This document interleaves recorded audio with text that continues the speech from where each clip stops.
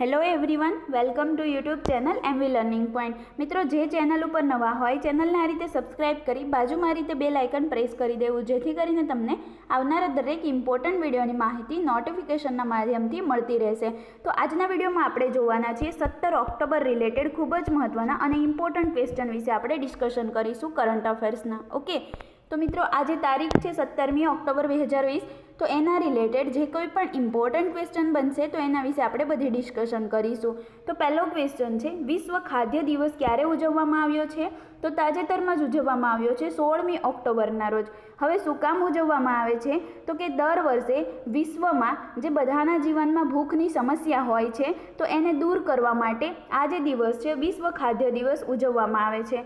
કોના દ્વારા ઉજવવામાં આવે છે? તો FAO દ્વારા. FAO શું છે? તો એનું ફૂલ ફોર્મ છે food and agriculture organisation. Okay, એમના દ્વારા આ દિવસ સેલિબ્રેટ કરવામાં આવે છે. આ વર્ષની થીમ શું હતી? ઘણી વખત થીમ પણ એક્ઝામની અંદર પૂછાઈ જાય છે, તો એ પણ તમારે યાદ રાખવાની છે. આ વર્ષની થીમ છે વિશ્વ ખાદ્ય દિવસની શું છે? તો કે grow, nourish, sustain and together. Okay, તો આ જે છે એ આ વર્ષની થીમ છે. હવે આ અહીંયા વિશ્વ ખાદ્ય દિવસની વાત થાય છે તો થોડા સમય પહેલાં જ એક ગ્લોબલ હંગર રિપોર્ટ જાહેર કરવામાં આવ્યો હતો. તો એની અંદર આપણો ભારત દેશ જે છે એ 102 નંબર ઉપર રહ્યો છે. ટોપ પર કયો દેશ રહ્યો છે? તો ટોપ પર છે બેલારુસ. ઓકે, તો આટલું તમારે યાદ રાખવાનું છે. હવે અહીંયાથી આપણે બીજા ઇમ્પોર્ટન્ટ ડેઝ પણ કવર કરી લઈએ. 14મી ઓક્ટોબરના રોજ તાજેતરમાં જ વિશ્વ ધોરણ દિવસ, ઓકે, એટલે કે વર્લ્ડ સ્ટાન્ડર્ડ ડે જે છે એ સેલિબ્રેટ કરવામાં આવ્યો છે. 13મી ઓક્ટોબરની વાત કરીએ તો 13મી ઓક્ટોબરના રોજ આંતરરાષ્ટ્રીય આપત્તિ જોખમ ઘટાડવાનો દિવસ ઉજવવામાં આવ્યો છે. 15મી ઓક્ટોબરની વાત કરીએ તો તાજેતરમાં જ 15મી ઓક્ટોબરના રોજ 2 દિવસ ઉજવવામાં આવ્યા છે. કયા કયા? એક તો છે વર્લ્ડ સ્ટુડન્ટ ડે, એટલે કે વિશ્વ વિદ્યાર્થી દિવસ. કોની યાદમાં ઉજવાય છે? તો APJ અબ્દુલ કલામની યાદમાં ઉજવવામાં આવે છે. ઓકે, બીજી વાત કરીએ તો બીજો દિવસ છે આંતરરાષ્ટ્રીય ગ્રામીણ મહિલા દિવસ.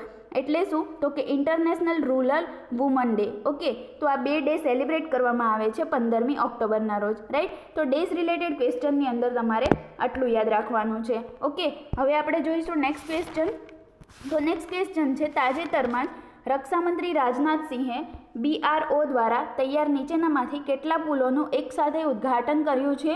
તો આનો જવાબ આવશે 44. ઓકે, તો ખૂબ જ ઇમ્પોર્ટન્ટ ક્વેશ્ચન છે મિત્રો. યાદ રાખજો કે આપણા જે રક્ષામંત્રી કોણ છે પ્રેઝન્ટ ટાઈમના? રાજનાથસિંહ. ઓકે, તો એમના દ્વારા તાજેતરમાં જ આ જે BRO છે એમની મદદ લઈને આટલા 44 જેટલા પુલોનું એકસાથે ઉદ્ઘાટન કરવામાં આવ્યું છે. ઓકે, આજે રાજનાથસિંહ છે રક્ષામંત્રી, એમના દ્વારા વિડીયો કોન્ફરન્સના માધ્યમથી ઉદ્ઘાટન કરવામાં આવ્યું છે.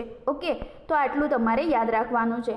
હવે આપણે જાણી લઈએ BRO એટલે શું. ઓકે, તો બોર્ડર રોડ ઓર્ગેનાઇઝેશન. ઓકે, આનું ફૂલ ફોર્મ છે બોર્ડર રોડ ઓર્ગેનાઇઝેશન, અને આના જ દ્વારા આ જે 44 પુલોનું સૌથી મોટું ઉદ્ઘાટન કરવાનું કામ એમણે હાથ ધર્યું છે. બરાબર, વાત કરીએ તો BRO જે છે એ એક વર્ષમાં 54 જેટલા પુલોનું નિર્માણ કરીને એમણે પોતાનો રેકોર્ડ બનાવી દીધો છે. ઓકે, તમને બધાને ખ્યાલ છે જે હિમાચલ પ્રદેશમાં અટલ ટનલનું નિર્માણ થઈ રહ્યું છે તો એ પણ કોના દ્વારા કરવામાં આવ્યું છે? BRO દ્વારા. ઓકે, BRO વિશે જાણી લઈએ કે BROની સ્થાપના ક્યારે થઈ હતી? એટલે કે બોર્ડર રોડ ઓર્ગેનાઇઝેશન 7 મે 1960ના રોજ આની સ્થાપના થઈ હતી. ઓકે, હેડક્વાર્ટર ક્યાં આવેલું છે? તો એ આવેલું છે નવી દિલ્હીમાં. રાઈટ, તો આટલું તમારે યાદ રાખવાનું છે. હવે અહીંયાથી એક ઇમ્પોર્ટન્ટ ક્વેશ્ચન કવર કરવાનો છે કે આપણા જે રક્ષામંત્રી રાજનાથસિંહ છે એ તેજસ વિમાનમાં યાત્રા કરનારા ભારતના પ્રથમ રક્ષામંત્રી પણ બની ગયા છે. કયા વિમાનમાં? તેજસ વિમાનમાં. ઓકે, યાત્રા કરનારા એકમાત્ર રક્ષામંત્રી જે બની ગયા છે રાજનાથસિંહ. રાઈટ, તો આટલું તમારે યાદ રાખવાનું છે અહીંયાથી. નેક્સ્ટ આપણે જોઈએ, તાજેતરમાં ભારતમાં સ્વદેશી ટેકનિકથી નિર્મિત કઈ સબસોનિક ક્રૂઝ મિસાઇલનું સફળ પરીક્ષણ કરવામાં આવ્યું છે? તો તાજેતરમાં જ આ જે નિર્ભય મિસાઇલ છે, નિર્ભય કેવી મિસાઇલ છે? તો કે સબસોનિક ક્રૂઝ મિસાઇલ. તો એનું સફળ પરીક્ષણ તાજેતરમાં જ કરવામાં આવ્યું છે. ઓકે, કોના દ્વારા? DRDO દ્વારા. DRDO એટલે શું? Defence research and development organisation. અને આ જે નિર્ભય મિસાઇલ છે આ એક સબસોનિક ક્રૂઝ મિસાઇલ છે. ઓકે, હવે અહીંયાથી ઇમ્પોર્ટન્ટ ક્વેશ્ચન પણ યાદ રાખવાનો છે કે આ જે નિર્ભય મિસાઇલ છે એનું સફળ પરીક્ષણ બાદ તરત જ 8 મિનિટ પછી આ મિસાઇલને રોકી દેવામાં આવી હતી. શું કામ રોકવામાં આવી હતી? કારણ કે આમાં કોઈ ખામી નીકળી આવી હતી જેથી કરીને નિર્ભય મિસાઇલના સફળ પરીક્ષણ બાદ તરત જ 8 મિનિટ પછી એને રોકી દેવામાં આવી હતી. ઓકે, તો આટલું તમારે યાદ રાખવાનું છે. હવે અહીંયાથી આપણે બીજી કેટલીક મિસાઇલની વાત કરીએ. તો રુદ્રમની વાત કરીએ તો આ પણ તાજેતરમાં જ સફળ પરીક્ષણ કરવામાં આવ્યું છે અને આ એક કેવી મિસાઇલ છે? તો આ એક એન્ટી રેડિયેશન મિસાઇલ છે. ઓકે, એન્ટી રેડિયેશન મિસાઇલ છે. બીજી વાત કરીએ તો તારપીડો છે અને આ રુસ્તમ છે. ઓકે, આ બધી જે છે એ DRDO દ્વારા ડેવલપ કરવામાં આવી છે. બધી DRDO દ્વારા ડેવલપ થઈ છે. તો DRDO જે છે એની સ્થાપના ક્યારે થઈ હતી? તો કે 1958માં. હેડક્વાર્ટર ક્યાં આવેલું છે? નવી દિલ્હી ખાતે. ઓકે, અને આ DRDOના પ્રેઝન્ટ ટાઈમના અધ્યક્ષ કોણ છે, એટલે કે ચેરમેન કોણ છે? જી સતીશ રેડ્ડી. ઓકે, અને તાજેતરમાં જી સતીશ રેડ્ડીનો કાર્યકાળ પણ વધારી દેવામાં આવ્યો છે. ઓકે, તો અહીંયાથી તમારે આટલું યાદ રાખવાનું છે. હવે એક બીજી વાત યાદ રાખવાની છે કે આ જે DRDO છે, ઓકે, તો DRDO દ્વારા ભારતની પ્રથમ સ્વદેશ નિર્મિત ડ્રોન પણ ડેવલપ કરવામાં આવ્યું છે. એનું નામ શું છે? ભારત ડ્રોન. ઓકે, શું નામ છે? ભારત ડ્રોન. અને આ ડ્રોનને DRDO દ્વારા ઇન્ડિયન આર્મીને સોંપી દેવામાં આવ્યું છે. શું કામ સોંપી દેવામાં આવ્યું છે? તો કે જે LAC વાળો વિસ્તાર છે, તો આ વિસ્તાર ઉપર, એટલે કે આ જે વિસ્તાર છે એની ઉપર દેખરેખ રાખવા માટે ભારત ડ્રોન જે છે, જે ભારતનો પ્રથમ સ્વદેશી નિર્મિત ડ્રોન છે, એ કોને સોંપી દેવામાં આવ્યું છે? ઇન્ડિયન આર્મીને. રાઈટ, તો અહીંયાથી તમારે આટલું યાદ રાખવાનું છે.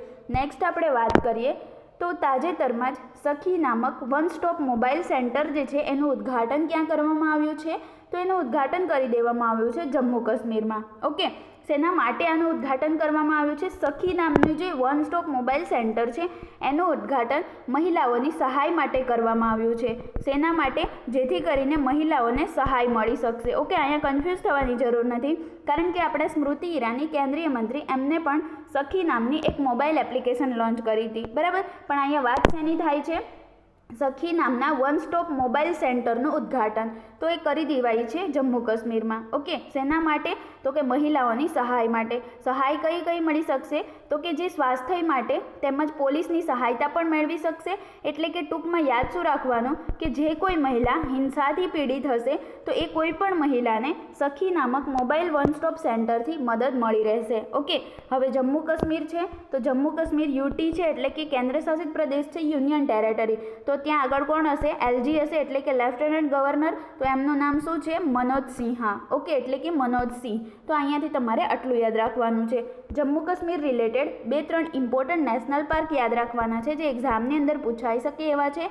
એક તો છે કિશ્તવાડ નેશનલ પાર્ક અને બીજો છે doctor Salim Ali national park, પછી છે દચીગ્રામ નેશનલ પાર્ક. ઓકે, તો આટલા તમારે યાદ રાખવાના છે.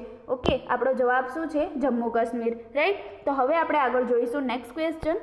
તો નેક્સ્ટ ક્વેશ્ચન છે તાજેતરમાં ISAના અધ્યક્ષ તરીકે આવનારા 2 વર્ષ માટે કોની નિયુક્તિ કરવામાં આવી છે? તો આપણે જાણી લઈએ. આપણો જે ભારત દેશ છે એમની અધ્યક્ષ તરીકે નિયુક્તિ કરી દેવામાં આવી છે આવનારા 2 વર્ષ માટે. શેના અધ્યક્ષ? તો કે ISAના. હવે ISA શું છે હું તમને કહી દઉં. ISAનું પહેલાં તો ફૂલ ફોર્મ નોટ્સ કરી લો. શું થાય? તો કે international solar alliance. Okay, international solar alliance જે છે એ ISAનું ફૂલ ફોર્મ છે. હવે એમના જ અધ્યક્ષ તરીકે આવનારા 2 વર્ષ માટે આપણા ભારત દેશની નિયુક્તિ કરી દેવામાં આવી છે.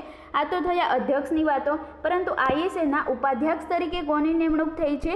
તો અધ્યક્ષ તરીકે આપણો ભારત દેશ છે અને ઉપાધ્યક્ષ તરીકે ફ્રાન્સ દેશની નિમણૂક કરી દેવામાં આવી છે. ઓકે, તો આટલું તમારે યાદ રાખવાનું છે. હવે આપણે જાણી લઈએ કે આ જે ઇન્ટરનેશનલ સોલાર અલાયન્સ છે એ છે શું? તો તમને બધાને ખ્યાલ હશે મિત્રો, કર્ક રેખા અને મકર રેખા. ઓકે, તો કર્ક રેખા અને મકર રેખા એ જે છે આના વિશે તમને ખ્યાલ જ હશે. ઓકે, કર્ક રેખા અને મકર રેખા.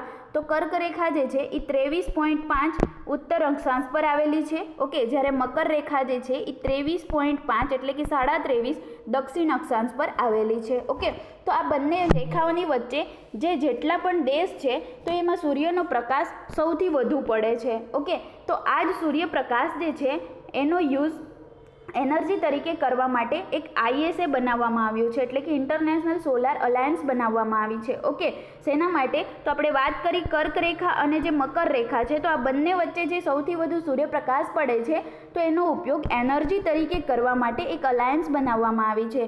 તો આ જ અલાયન્સના અધ્યક્ષ જે છે એ કોને બનાવી દેવામાં આવ્યા છે? તો એ બનાવી દેવામાં આવ્યો છે ભારત દેશને. રાઈટ, જ્યારે ઉપાધ્યક્ષ તરીકે કોણ બન્યું છે? ફ્રાન્સ દેશ. રાઈટ, તો અહીંયાથી તમારે આટલું યાદ રાખવાનું છે. ISAની વાત કરીએ છીએ તો ISA જે છે આ જે છે એનું હેડક્વાર્ટર ક્યાં આવેલું છે? તો હેડક્વાર્ટર આપણા ભારતમાં આવેલું છે ગુડગાંવ, હરિયાણાની અંદર. ઓકે, તો અહીંયાથી તમારે આટલું યાદ રાખવાનું છે. હવે આપણે બીજી વાત કરીએ તો આ જે ભારત છે બરાબર, તો એમાં જે પ્રધાનમંત્રી નરેન્દ્ર મોદીજી છે એમને ISA તરફ કામ કરવા માટે પ્રધાનમંત્રી નરેન્દ્ર મોદીજીને યુનાઇટેડ નેશન દ્વારા થોડા સમય પહેલાં champion of the earth, okay યાદ રાખજો, ચેમ્પિયન ઓફ ધી અર્થ એવોર્ડથી પણ સન્માનિત કરવામાં આવ્યા હતા. ઓકે, તો અહીંયાથી તમારે આટલું યાદ રાખવાનું છે. હવે આપણે આગળ જોઈશું નેક્સ્ટ ક્વેશ્ચન. તાજેતરમાં જ COVID-19 જળ અભિયાન આંદોલનની શરૂઆત કોણે કરી છે? તો શરૂઆત કરી દીધી છે આયુષ મંત્રાલયે. કોણે શરૂઆત કરી છે? આયુષ મંત્રાલયે. ઓકે, તો અહીંયાથી તમારે આટલું યાદ રાખવાનું છે. હવે આ અભિયાન અંતર્ગત મેઇન 3 વસ્તુઓ ઉપર ધ્યાન આપવામાં આવશે. કઈ 3? એક તો છે માસ્ક પહેરવું, બીજું સોશિયલ ડિસ્ટન્સ એટલે કે શારીરિક અંતરનું પાલન કરવું, અને ત્રીજું છે હાથની સ્વચ્છતા જાળવી રાખવી. ઓકે, તો આ ત્રણેયની લોકોમાં જાગૃતતા ફેલાવવા માટે આ અભિયાનની શરૂઆત કરી દીધી છે આયુષ મંત્રાલયે. ઓકે, તો અહીંયાથી તમારે આટલું યાદ રાખવાનું છે. ઓકે, હવે આપણે વાત કરીએ નેક્સ્ટ ક્વેશ્ચનની. તો નેક્સ્ટ ક્વેશ્ચન છે તાજેતરમાં જ પ્રધાનમંત્રી નરેન્દ્ર મોદીજીએ FAOની 75મી વર્ષગાંઠ પર કેટલા રૂપિયાનો સિક્કો જાહેર કર્યો છે? તમને બધાને ખ્યાલ છે, આપણે હમણાં જ વાત કરી FAO દ્વારા. આપણે પહેલો જ ક્વેશ્ચન જોયો, કયો દિવસ ઉજવવામાં આવે છે? વિશ્વ ખાદ્ય દિવસ એટલે કે વર્લ્ડ ફૂડ ડે. ઓકે, ક્યારે ઉજવાય છે? દર વર્ષે 16મી ઓક્ટોબરના રોજ સેલિબ્રેટ કરવામાં આવે છે. ઓકે, તો FAOનું ફૂલ ફોર્મ શું છે? તો food and agriculture organisation. Okay, તો એમના દ્વારા તાજેતરમાં જ 75મી વર્ષગાંઠ નિમિત્તે પ્રધાનમંત્રી નરેન્દ્ર મોદીજીએ 75 રૂપિયાનો સ્મારક સિક્કો જાહેર કર્યો છે. ઓકે, તો આનું ફૂલ ફોર્મ આપણે જોઈ લીધું. સ્થાપના ક્યારે થઈ હતી? 1945માં. હેડક્વાર્ટર ક્યાં આવેલું છે? તો રોમ, અને રોમ જે છે એ શું છે? તો ઇટલીની કેપિટલ છે. ઓકે, ત્યાં આગળ આવેલું છે. અને આ જે FAO છે એના પ્રેઝન્ટ ટાઈમના હેડ કોણ છે? તો એનું નામ છે ક્યુ ડોંગયુ. ઓકે, તો આ જે છે એ એમના પ્રેઝન્ટ ટાઈમના અધ્યક્ષ છે. તો અહીંયાથી તમારે આટલું યાદ રાખવાનું છે, રાઈટ. હવે અહીંયાથી એક ઇમ્પોર્ટન્ટ ક્વેશ્ચન પણ યાદ રાખવાનો છે કે તાજેતરમાં જ પ્રધાનમંત્રી નરેન્દ્ર મોદીજીએ જે વિજયા રાજે સિંધિયા છે એમની 100મી વર્ષગાંઠ નિમિત્તે 100 રૂપિયાનો સ્મારક સિક્કો જાહેર કર્યો છે. ઓકે, તો એ પણ તમારે યાદ રાખવાનું છે. આજનો આપણો જવાબ શું છે? 75મી વર્ષગાંઠ નિમિત્તે FAOની 75મી જે વર્ષગાંઠ હતી એ નિમિત્તે 75 રૂપિયાનો સિક્કો જાહેર કર્યો છે પ્રધાનમંત્રી નરેન્દ્ર મોદીજીએ. ઓકે, તો અહીંયાથી તમારે આટલું યાદ રાખવાનું છે. હવે આપણે વાત કરીશું આગળ નેક્સ્ટ ક્વેશ્ચનની. તો નેક્સ્ટ ક્વેશ્ચન છે તાજેતરમાં જ જમ્મુ કાશ્મીરમાં એશિયાની સૌથી લાંબી રોડ ટનલનું શરૂઆત થઈ છે, એનું નામ શું છે?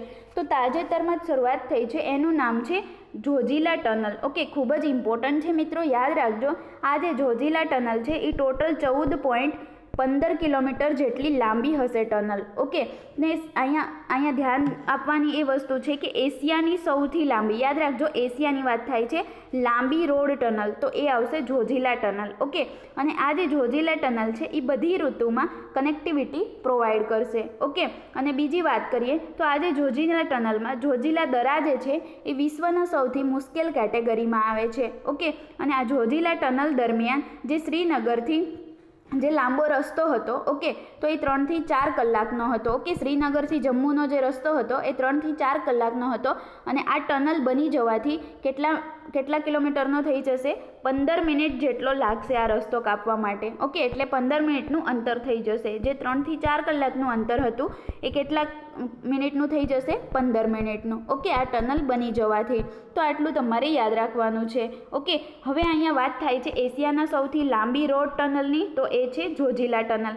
અને તમને બધાને ખ્યાલ હશે હમણાં તાજેતરમાં જ અટલ ટનલનું ઉદ્ઘાટન પ્રધાનમંત્રી નરેન્દ્ર મોદીજીએ હિમાચલ પ્રદેશમાં કરી દીધું છે. પહેલાં આ ટનલનું નામ શું હતું? રોહતાંગ ટનલ. ઓકે, તો આ જ ટનલનું નામ અટલ ટનલ આપવામાં આવ્યું છે અને હિમાચલ પ્રદેશમાં આની શરૂઆત કરી દેવામાં આવી છે. પ્રધાનમંત્રી નરેન્દ્ર મોદીજી દ્વારા ઉદ્ઘાટન કરવામાં આવ્યું છે. ઓકે, અને આ જે છે અટલ ટનલ વિશ્વની સૌથી મોટી હાઈવે ટનલ છે. ઓકે, અહીંયાથી ધ્યાન આપવાની એ વાત છે કે જોજીલા ટનલ તો એશિયાની સૌથી લાંબી રોડ ટનલ. ઓકે, પરંતુ વિશ્વની સૌથી મોટી હાઈવે ટનલ પૂછવામાં આવે તો એ છે અટલ ટનલ. ઓકે, તો આટલું તમારે યાદ રાખવાનું છે. પરંતુ જો તમને એમ પૂછવામાં આવે કે ભારતની સૌથી મોટી રોડ ટનલ કઈ છે? તો એ ભારતની સૌથી મોટી રોડ ટનલ છે શ્યામજી પ્રસાદ મુખર્જી ટનલ. આનું પહેલાં નામ શું હતું? તો ચેનાની નાસરી ટનલ. ઓકે, ચેનાની નાસરી ટનલ એનું પહેલાં નામ હતું, જેનું નામ બદલીને શ્યામજી પ્રસાદ મુખર્જી ટનલ એટલે કે શ્યામા પ્રસાદ મુખર્જી ટનલ નામ રાખવામાં આવ્યું છે. ઓકે, તો આજનો આપણો જવાબ શું છે? જોજીલા ટનલ, જે એશિયાની સૌથી લાંબી ટનલ છે એની શરૂઆત કરી દેવામાં આવી છે. ઓકે, તો આટલું તમારે યાદ રાખવાનું છે આ ક્વેશ્ચનમાં. હવે આપણે આગળ જોઈશું નેક્સ્ટ ક્વેશ્ચન. તાજેતરમાં જ વિશ્વનું સૌથી મોટું ગ્રીનફિલ્ડ ઝીંક સ્મેલ્ટર ક્યાં બનશે? તો એ બનશે આપણા ગુજરાત રાજ્યમાં. ઓકે, તો ગુજરાતની અંદર આ જે ઝીંક સ્મેલ્ટર છે એની શરૂઆત કરી દેવામાં આવશે અને વિશ્વનું સૌથી મોટું બનશે. યાદ રાખજો. હવે ઝીંક સ્મેલ્ટર એટલે શું? તો કે આના નામ ઉપરથી ખ્યાલ આવી જશે. ઝીંક સ્મેલ્ટર એટલે કે આ જે ઝીંક ધાતુ છે તો એને ઓગાળવાની પ્રક્રિયા એને કહેવાશે ઝીંક સ્મેલ્ટર. ઓકે, તો આ એનું જ જે મોટું ગ્રીનફિલ્ડ છે વિશ્વનું સૌથી મોટું, એ ક્યાં બનશે? ગુજરાત રાજ્યમાં. ઓકે, હવે ગુજરાત છે તો ગુજરાત રિલેટેડ વાત કરી લઈએ. ગુજરાતની કેપિટલ શું છે? ગાંધીનગર. ઓકે, ગુજરાતના મુખ્યમંત્રી કોણ છે? વિજય રૂપાણી. રાજ્યપાલ કોણ છે? આચાર્ય દેવવ્રત. ઓકે, આટલું તમારે યાદ રાખવાનું છે. પછી બીજી વાત કરીએ તો તાજેતરમાં જ ગુજરાતમાં થોડા સમય પહેલાં મુખ્યમંત્રી મહિલા ઉત્કર્ષ યોજનાની શરૂઆત કરી દેવામાં આવી છે. ઓકે, હજી વધારે જાણીએ તો ગુજરાત જે છે એ સોલાર રૂફટોપ ઇન્સ્ટોલેશનની અંદર ટોપ પર રહ્યું છે. ઓકે, અને આ જ ગુજરાતમાં ધન્વંતરી રથની શરૂઆત પણ કરી દેવામાં આવી છે. ઓકે, તો આટલું તમારે યાદ રાખવાનું છે. અને ગુજરાતની પોલીસ એક એવી પોલીસ છે કે જેની પાસે ટેઝર ગન છે. કઈ ગન છે? ટેઝર ગન છે. અને આ ટેઝર ગનથી શું થાય છે? તો કે ઇલેક્ટ્રિક શોક લાગે છે. ઓકે, તો આટલું તમારે યાદ રાખવાનું છે. બીજી વાત કરીએ તો ગુજરાતની અંદર સુજલામ સુફલામ જલ સંચય અભિયાનની પણ શરૂઆત કરી દેવામાં આવી છે. અને એક ઉંબારી આંગણવાડી નામની જે અનૂઠી પહેલ છે એની શરૂઆત પણ ગુજરાત ગવર્મેન્ટે કરી દીધી છે. ઓકે, હવે વાત કરીએ તો ઇમ્પોર્ટન્ટ લેક છે એટલે કે તળાવ છે એના વિશે જાણીએ ગુજરાતની અંદર.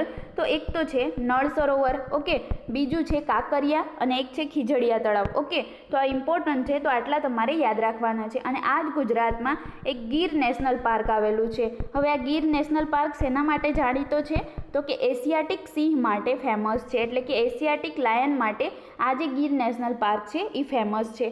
ઓકે, તો અહીંયાથી તમારે આટલું યાદ રાખવાનું છે. હવે આપણે જોઈશું આપણો આજનો લાસ્ટ અને નેક્સ્ટ ક્વેશ્ચન છે. તાજેતરમાં ભારતના પ્રથમ ઓસ્કાર એવોર્ડ મેળવનારનું નિધન થયું છે. એમનું નામ શું હતું? તો એમનું નામ છે ભાનુ અથૈયા. ઓકે, તો આ જે ભાનુ અથૈયા છે એમનું 91 વર્ષની વયે નિધન થયું છે તાજેતરમાં જ. તો આ કોણ છે? તો ભારતનો જે પ્રથમ ઓસ્કાર એવોર્ડ હતો એને મેળવનાર વ્યક્તિ છે ભાનુ અથૈયા. ઓકે, લેડી છે જેનું 91 વર્ષની ઉંમરે નિધન થયું છે. રાઈટ. હવે આપણે અહીંયાથી જાણીએ તો શેના માટે એમને ઓસ્કાર એવોર્ડ મળ્યો હતો? જે કોસ્ચ્યુમ ડિઝાઇન છે. ઓકે, તો આ જે કોસ્ચ્યુમ ડિઝાઇન છે એના માટે આ ઓસ્કાર એવોર્ડ ભાનુ અથૈયાને મળ્યો હતો. ઓકે, હવે અહીંયાથી આપણે બીજા ઇમ્પોર્ટન્ટ વસ્તુની વાત કરીએ તો બીજી ડિસ્કશન કરીએ તો બીજા ઓપ્શનમાં છે કંચન ચૌધરી ભટ્ટાચાર્ય. તો આ પણ એક ભારતના પ્રથમ મહિલા ડીજીપી હતા જેમનું પણ થોડા સમય પહેલાં જ નિધન થઈ ગયું છે. અન્નારાજમ મલ્હોત્રાની વાત કરીએ તો પ્રથમ મહિલા IAS હતા. ઓકે, જેનું પણ તાજેતરમાં નિધન થયું છે. પછી વાત કરીએ અક્કીતમ નંબોત્રીની. તો આ જે અક્કીતમ નંબોત્રી છે એ પ્રસિદ્ધ મલયાલમ કવિ હતા. ઓકે, યાદ રાખજો મિત્રો, અહીંયા આ ખૂબ જ ઇમ્પોર્ટન્ટ ક્વેશ્ચન છે. મલયાલમ કવિ હતા જેમનું પણ તાજેતરમાં જ 94 વર્ષની ઉંમરે નિધન થયું છે. ઓકે, અને એમને તાજેતરમાં જે 55મો જ્ઞાનપીઠ એવોર્ડ છે, યાદ રાખજો 55મો જ્ઞાનપીઠ એવોર્ડ છે એ એનાયત કરવામાં આવ્યો હતો. ઓકે, તો આ જે છે એમનું પણ તાજેતરમાં નિધન થઈ ગયું છે. તો અહીંયાથી તમારે આટલું યાદ રાખવાનું છે. ઓકે, તો આજના આપણા ખૂબ જ મહત્ત્વના અને ઇમ્પોર્ટન્ટ ક્વેશ્ચન અહીં કમ્પ્લીટ થાય છે. જો તમને વિડીયો ગમ્યો હોય તો વિડીયોને એક લાઇક તો કરી જ દો, સાથે સાથે એક શેર કરી દો તમારા સ્ટડી રિલેટેડ ગ્રુપની અંદર, અને ચેનલને સબસ્ક્રાઈબ કરવાનું ભૂલતા નહીં, અને બાજુમાં બેલ આઇકન પ્રેસ કરી દેવું જેથી કરીને તમને આવનારા દરેક વિડીયોની માહિતી નોટિફિકેશનના માધ્યમથી મળતી રહેશે. Okay, thank you.